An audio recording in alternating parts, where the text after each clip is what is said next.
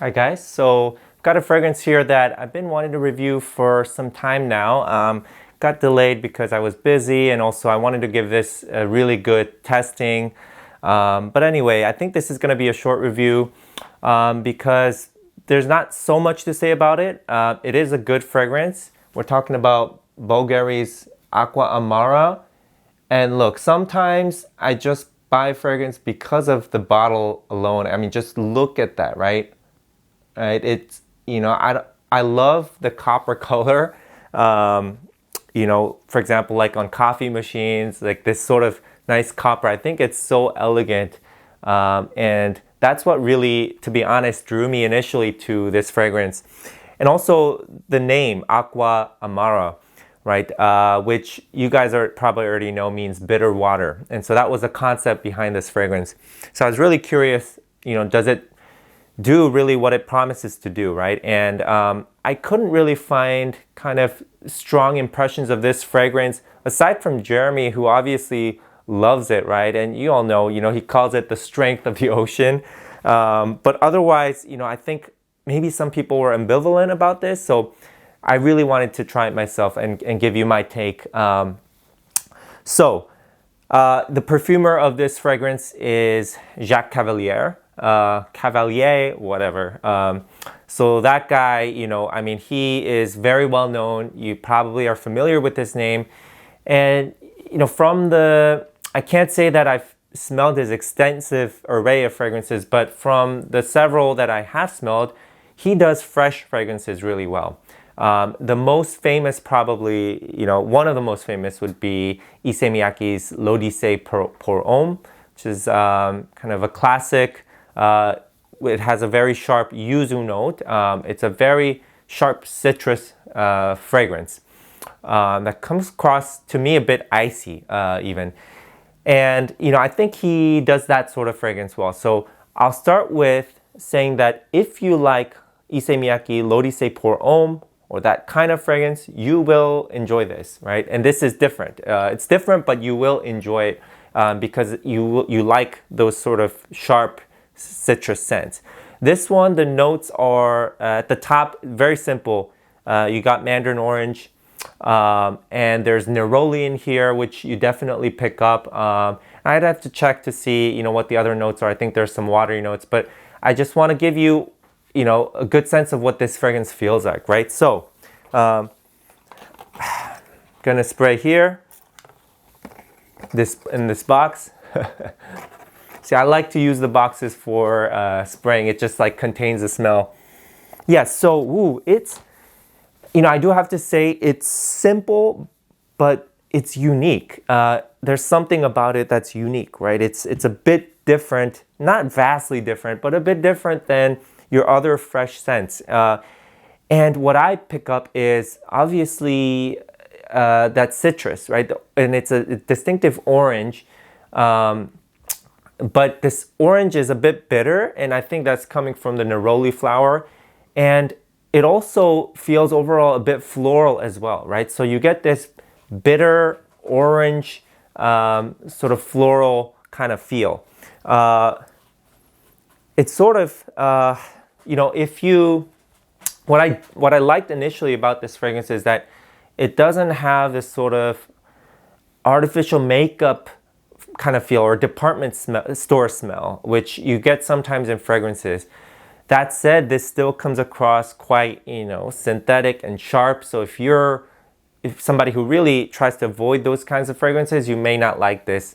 But I personally really don't like those sharp, ultra sharp, synthetic feeling fragrances. Synthetic is not always bad, by the way, but I don't like those overly sharp scents. And still, I think I enjoy this, right?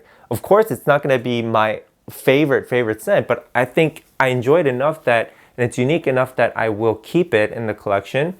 Now, as far as sort of the smell and the feel goes, it's sort of like, Jeremy says strength of the ocean, right?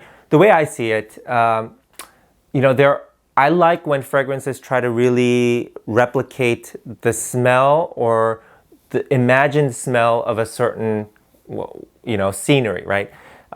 In this case, the ocean. And you know, when you think of ocean, you think of aquatic fragrances, very fresh, watery fragrances. But really, if you think about the ocean is not all that sweet and fresh, right? It's very salty, right? It can be rough, right? And so the ocean has these sort of contrasting elements. And the ocean, you know, the way this feels to me is like if you went for a swim in the ocean, a really beautiful day, right? In a hot climate, say Florida, right? And you take a swim and you come out and, you know, you have the water sort of drying out very quickly because of the sun, right? And you also have the sand that's drying on you. And overall, it's sort of a fresh yet salty feel, right? This sort of, that, you know what I'm talking about if you've ever gone to the beach. So this sort of fresh yet salty feel that is enjoyable. That's exactly what this feels like. It's a kind of bitter orange, you know, in the same way that real orange can be sour or bitter. This is a bit bitter, a bit sour, yet fresh, a little bit floral at the same time, which really reminds you of nature. You know, I think the major downside for me for this is that it's not so versatile in the sense that, yes, you know, it's fresh and you can wear it everywhere. But to me, this is so distinctive that it's really more of a vacation kind of fragrance. So I think this would be perfect for a summer vacation, or if you live in a beach sort of environment, I think this is where you want to wear it. I don't think that this is the best for, you know, the office or for a date. It's not, there's nothing cozy about this. This is, you know, totally reminds you of the ocean and the beach in a good way. And so if there's anything to remember about this, I would say, you know, it is relatively unique. It has this salty, bitter orange feel, as if you came out after a swim, came out of the ocean and the sand is still on you. And it has a floral element that you might underestimate at first, but it's there. And to me, I think that adds a little bit of uniqueness as well. It gives it a little bit more airiness, you know, and more of a beach feel, like sort of the palm trees, you know, in the beach, right, or other trees, that sort of feel. So overall, I'd say, you know, this, give it maybe like a 7 out of 10, which is pretty good, you know, because again, the versatility, not the best for me. It's a vacation kind of scent. It's very summery. It's not, it's a little bit elegant, but not, you know, the most kind of refined feel. And it is sharp and sort of synthetic, right? Not necessarily in a bad way, but just so you know. So that's my take on Bvlgari's Aqva Amara. Still a great buy. I would actually recommend it.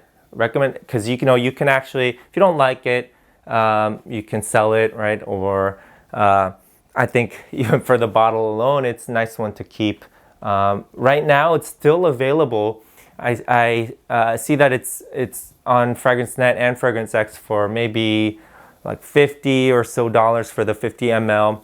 Might be overpriced based on the history of the pricing, but you might want to get it because I don't know if it's discontinued or I think it's discontinued, but still widely available. So might as well pick it up now and then, you know, see what you think, right?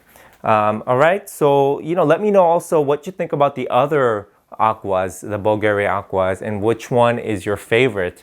And I'll see you next time.